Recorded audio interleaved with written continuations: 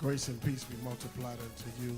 Thank you so much for getting logged in for this a Wednesday night um, broadcast, Walking Through the Word. Thank you so much for getting logged in. Go ahead, do me a favor, and like and share this broadcast if you would. Those of you who are members of Mount Calvary, like and share this broadcast. Thank you so much to our intercessors who continuously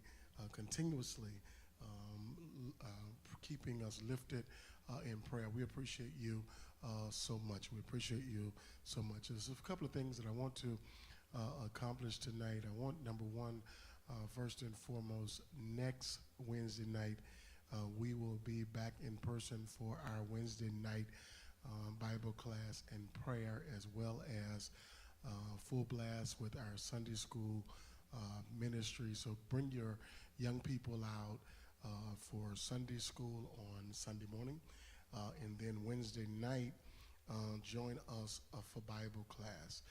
Christian education is so important, and as we are on this journey to learn more about the principles, precepts of Christ, and as we're working and engaging ourselves in learning, I wanted to take this time passionately to just say, reconnect,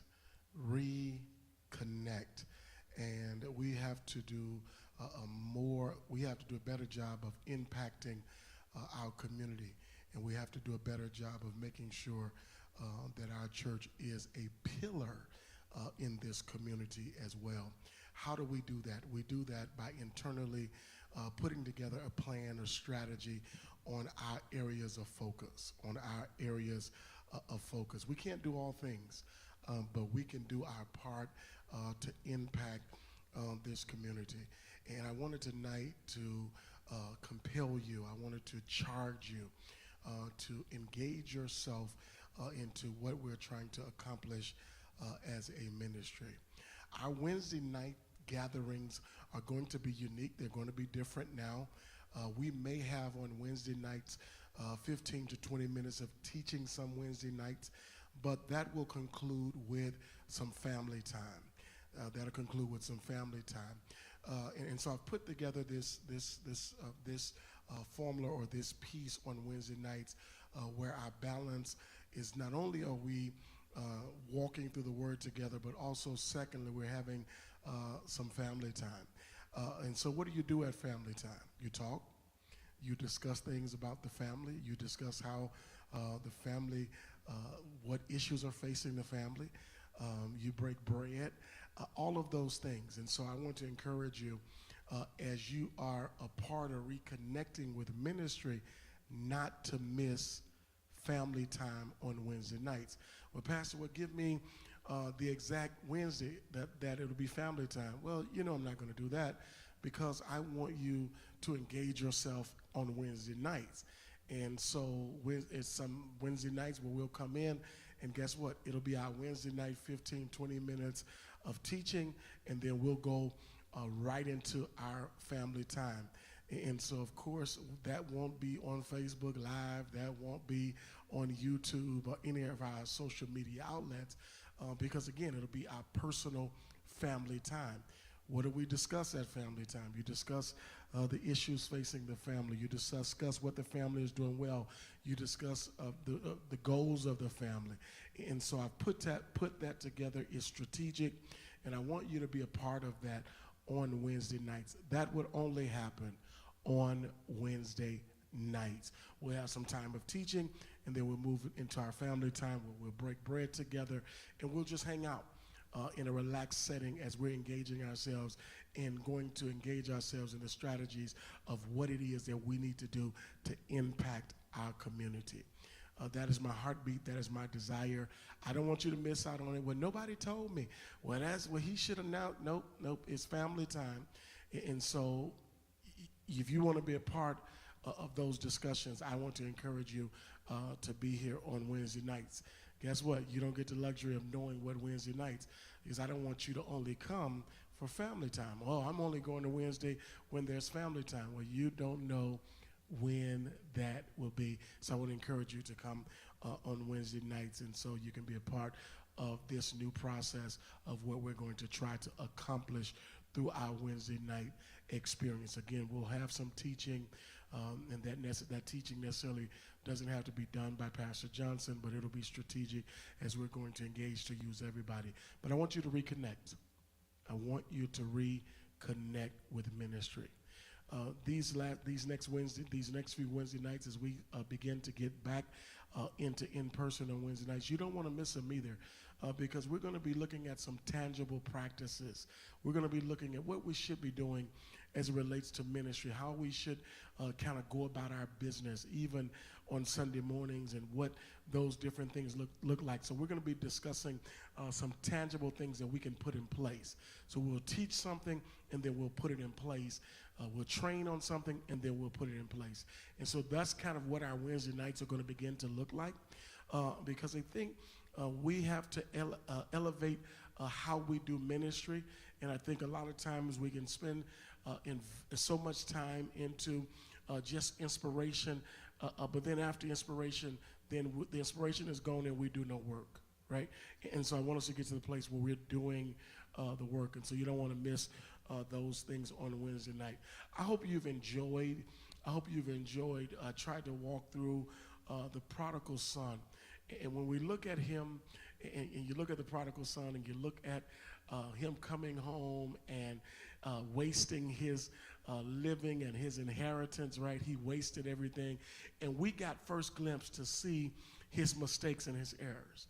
We got first glimpse to see his mistakes and his errors. The writer is clear about painting the picture of how this man, this guy left home, messed up everything, had to come back home. His father embraced him, dressed him, and accepted him right back into the system, right? And so we saw his flaws. We saw his mistakes.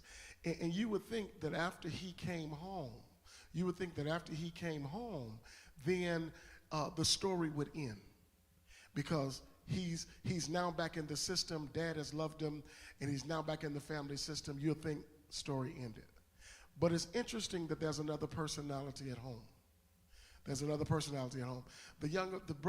brother at home who gets frustrated about the fact of how dad is celebrating the son who the dad said was lost, but now he's found, and dead, but now he's alive. And so the younger brother is struggling internally because of the attention that his other brother is getting. And so while we get to see on the outside the mistakes of one brother, there's still issues with the other brother, but his issues are just internally, and they're starting to come out now based upon what he sees. And so why did I say that? Because a lot of times we think because people are dressed up or looking good or staying in place, that they don't have issues. And then we see people who are just out here messed up, and we see their issues and their fault. But a lot of times we don't see people who are struggling inside, who are struggling internally. And until something happens or something triggers that, then all of a sudden we see their behavior in their actions. And so let us be wise as we are reconnecting, as we're loving one another, as we're gravitating to the place in ministry where we need to be. Let us be wise in how we handle one another. I'll say it again. I want you to type it on the screen for me as well. Let us be wise in how we handle one another. It's important because you never know the struggle on the inside. You never know what's happening. And sometimes being a part of this structure, being a part of ministry, I could be on my last leg and just trying to find a stable place where I can rebound. And then you come to environments like these, and something happens where it sets you back. We don't want to ever be that ministry. Watch how we handle one another. That's my heartbeat. Watch how we handle and treat one another. Listen, and that's all I have tonight. I want you to gear up. I want you to be excited about Wednesday night. I want us to flood this environment Wednesday night because you never know what you're going to miss.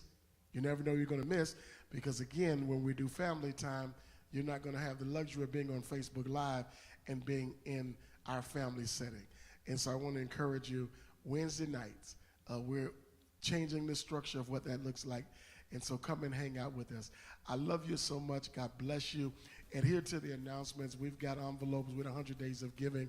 I hope that you're planting and pouring and preparing yourself for Sunday to pour into ministry. Love you so much. As always, thank you for being a part of this brief conversation tonight, and thank you for being a Hill Watcher. God bless you.